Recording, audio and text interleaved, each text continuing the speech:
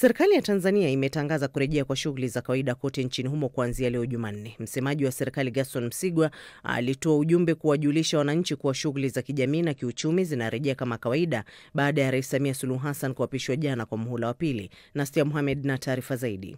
Uchaguzi wa Tanzania ulishuhudia ghasia katika baadhi ya miji ambapo inahofiwa mamia ya watu waliuawa katika ghasia hizo.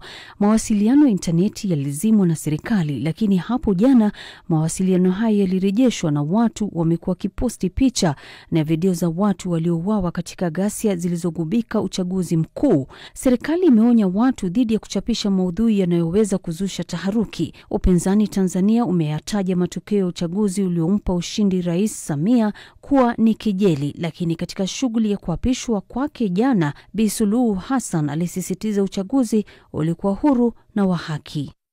Na Kanali Mamadi Doumbouya aliyenyakua madaraka Guinea kupitia mapinduzi ya kijeshi miaka 4 iliyopita atashiriki katika uchaguzi wa rais licha kuahidi hapo awali kuwa hatawania urais na atarejesha utawala wa kiraia. Kanali Doumbouya aliwasili katika mahakama ya juu hapo jana Jumatatu akiwa ameandamana na wanajeshi kuwasilisha rasmi azma yake ya kugombea urais. Vyama viwili vikuu vya upinzani vimepigwa marufuku kushiriki katika uchaguzi huu unaotarajiwa mwezi ujao Disemba.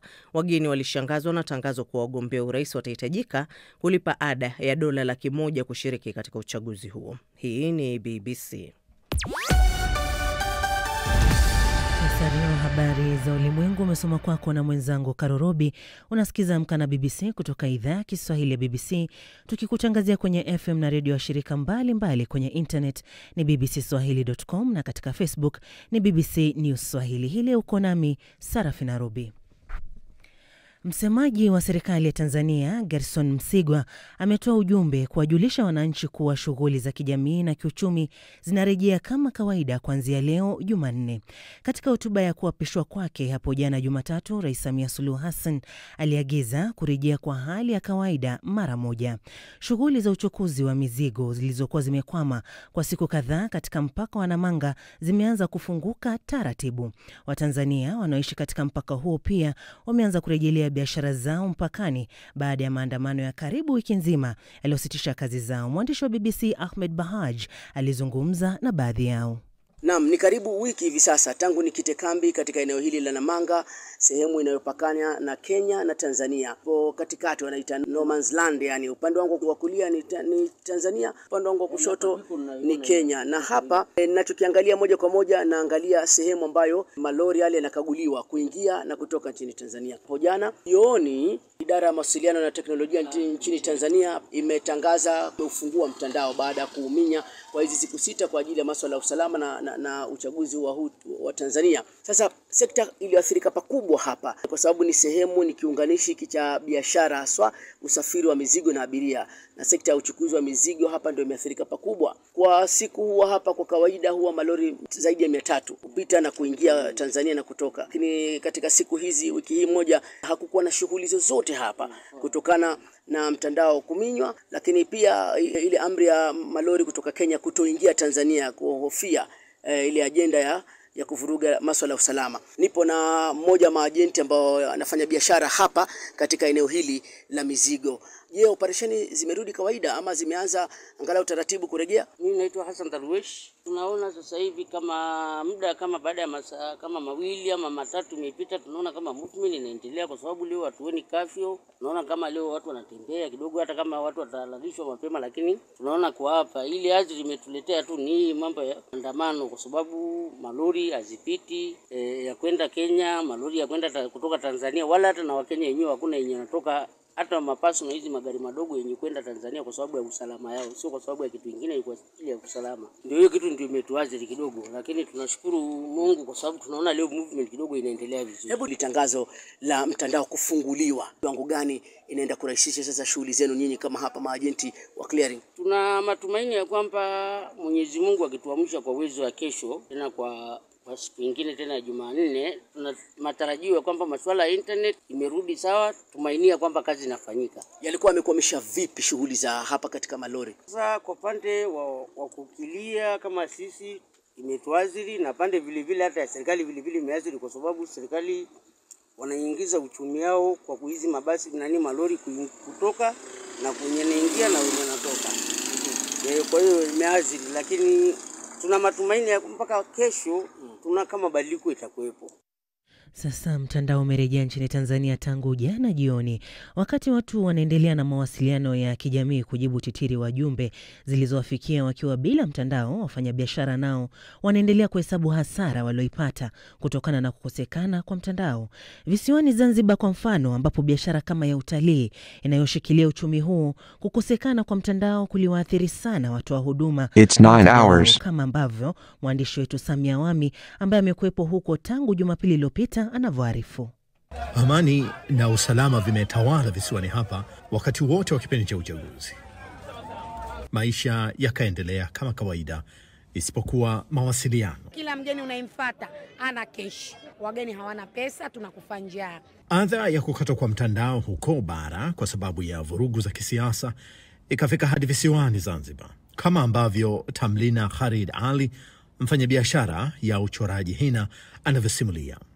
Mimi binafsi yangu mtandao umeniathiri sana. Nikiwa sina pesa, sijafanya kazi, nina wageni wako nje ya nchi, wao wananitumia pesa.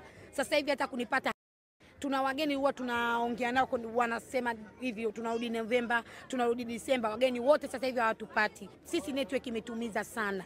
Utalii ndio kitovu cha biashara na uchumi hapa. Mawasiliano yanapoyumba, kuanzia mfanyabiashara mdogo hadi mkubwa, wote wanaathirika.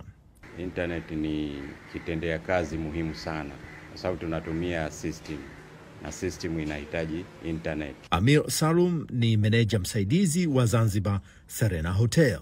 Email, kufanya malipo, communication, wageni wanashindwa kucommunicate na familia zao. Kwa hiyo kwa kweli imeathiri.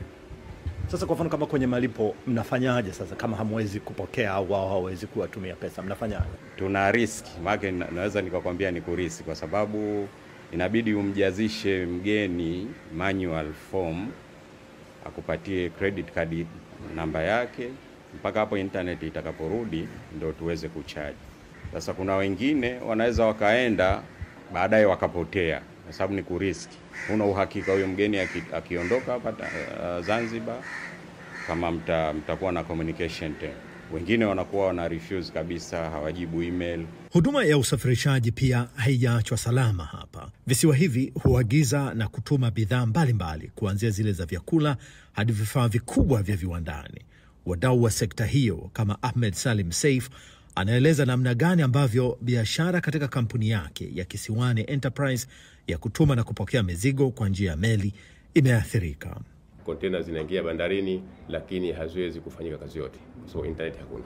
Ni kama shughuli gani kwa mfano ambazo hamwezi kufanya sasa kwa sababu hamna mtandao? Kwanza hatuwezi kuangalia manifesti, hatuwezi kuloji dokumenti tukapata dokumenti ya TRA kwenda kulipia benki. Ili tuweze kuloji dokumenti iwekwe system. Tuloji dokumenti tukalipie benki, alafu yake tuweze kufanya compare na kuanza kutoa mzigo bandarini. Kuanzia mwananchi wa kawaida anayeangalia TikTok hadi mfanyabiashara mkubwa anayetuma na kuagiza bidhaa nje ya visiwa hivi, wote wameathirika. Lakini kwa wengi hapa, faraja ya kuvuka uchaguzi pasipo kashikashi ya kuzuiliwa mizunguko, ndugu au jamaa kuumizwa au hata kuuawa kama ambavyo hutokea miaka mingine, imewatia moyo kuvuta subra hadi pale mtandao uliporejea. Samia Awami, BBC, Unguja, Zanzibar. Na sasa tuelekee nchini Sudan ambapo njaa imeenea katika maeneo mawili zaidi nchini humo, ikiwa ni pamoja na jiji la El Fasher kaskazini mwa Darfur ambalo lilitekwa na wanamgambo wa kikosi maalum cha Rapid Support Forces yani RSF wiki iliyopita. Mji mwingine uliotajwa ni Kadugli ulioko jimboni Kordofan Kusini. Na Steha Mohamed na taarifa zaidi. Hali ya mapigano inaendelea nchini Sudan imekatiza shughuli za kupeleka bidhaa muhimu za matumizi kwa waathiriwa wa vita hivyo, hasa chakula, hivyo kuongeza janga hilo la kibinadamu kuzorota zaidi. Ndiyo ripoti ya hivi karibuni kwa chini ya kipindi cha mwaka mmoja. Kundi hilo la Umoja wa Mataifa limeonya kwamba maeneo mengine 20 karibu na mji wa Al-Fasher na Kadugli pia yapo kwenye hatari ya njaa. Hali hiyo huenda ikaendelea kwa kipindi cha miezi mitatu ijayo. Mashirika ya misaada yanaripoti maelfu ya watu kuhama, wengi wao wakiwa wanawake, watoto na wazee ambao wanakimbia vita katika eneo la Al-Fasher kufuatia kudhibitiwa kwa mji huo na waasi wa kundi la RSF. Maelfu ya watu wameondoka mji wa Al-Fasher, wengi wakiukimbia, ila kuna maelfu zaidi ambao bado wako katika mji huo wa Al-Fasher na hawana chakula, maji au msaada wa matibabu ambao wanahitaji kwa dharura. Ni bayana kuwa mfumo wa afya nchini Sudan umeharibika.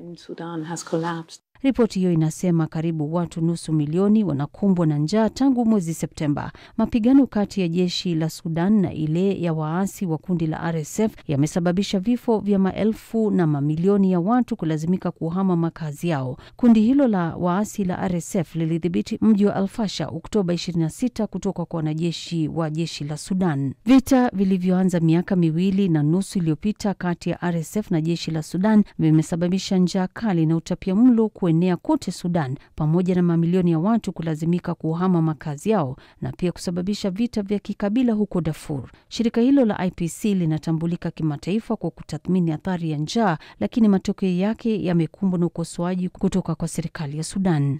Na sasa tuelekee viwanjani na Victor Kenani. Shukran sana Sarafina. Tunaanza na soka ambapo klabu ya Morocco Renaissance Berkane miongoni mwa timu zilizopewa nafasi ya juu katika upangaji wa makundi wa CAF Champions League licha ya kwamba hawajawahi kushiriki mashindano hayo hapo awali. Upangaji wa makundi sasa unaonekana hivi. Kundi la kwanza linajumuisha Al Ahly ya Misri, Mamelodi Sundowns kutoka Afrika Kusini, Esperance ya Tunisia na Renaissance Berkane kutoka Morocco. Kundi la pili lina Simba SC kutoka Tanzania, Young Africans ya Yanga pia kutoka Tanzania, Pyramids ya Misri na Al Hilal kutoka Sudan. Kundi la tatu nalo linajumuisha Petro Luanda kutoka Angola, FAR Rabat kutoka Morocco, Mauludia Alger ya Algeria na Rivers United kutoka Nigeria. Kundi la 4 lina JC Kabylie kutoka Algeria, Stade Malien kutoka Mali, Saint Eloi Lupopo kutoka DR Congo na Power Dynamos ya Zambia. Tukiachana na hayo, Bayern Munich wametangaza mapato ya rekodi ya mwaka ya dola bilioni 1.13 sambamba na kumchagua tena Herbert Hainer kuwa rais wa muhula wa 3 wa miaka 3. Tangazo hilo lilitolewa wakati wa mkutano mkuu wa wanachama wa klabu hiyo ambapo mapato yao kwa msimu wa mwaka 2024-2025 yalikuwa 2.8 zaidi ikilinganishwa na msimu uliopita. Polisi nchini Uingereza wametoa onyo la uwezekano wa vurugu huku zaidi ya maafisa 700 wakijiandaa kwa operesheni maalum wakati wa mechi ya Aston Villa dhidi ya Maccabi Tel Aviv kwenye UEFA Europa League. Kwa mujibu wa polisi wa West Midlands, maafisa watakuwa na jukumu la kulinda umma na kudhibiti uhalifu na machafuko siku ya Alhamisi, huku wakiwemo askari, farasi na mbwa na kitengo cha droni na askari wa usalama barabarani mjini Birmingham. Waandamanaji wanaounga mkono Palestina wamepanga maandamano wakitaka mechi hiyo ifutwe. Wakala wa mpira wa mguu nchini Uingereza amekamatwa kwa madai ya kumtishia mchezaji wa ligi kuu ya Uingereza kwa bunduki. Mchezaji huyo mwenye umri wa miaka 20 alilengwa jijini London mnamo tarehe 6 mwezi Septemba. Tukio hilo limeelezewa kuwa ni tukio la kutisha sana kwa mchezaji huyo ambaye jina lake haliwezi kutajwa kwa sababu za kisheria. Klabu ya mchezaji huyo imethibitisha kuwa inafahamu kuhusu tukio hilo. Na sasa tukimalizia na tennis, Carlos Alcaraz na Jannik Sinner watacheza mchezo wa maonyesho nchini Korea Kusini mwezi Januari, siku 8 tu kabla ya kuanza kwa Australian Open. Wawili hao watakutana katika Hyundai Card Supermatch mjini Incheon tarehe 10 Januari, huku Australian Open ikianza rasmi huko Melbourne tarehe 18 mwezi Januari. Wachezaji hao ambao walikutana katika fainali 3 kati ya 4 za Grand Slam za mwaka 2025 wamechukua mataji 9 kati ya 10 makuu yaliyopita kati yao. Nitakomea spoti hapo kwa sasa. Shukran na kwako Sarafina.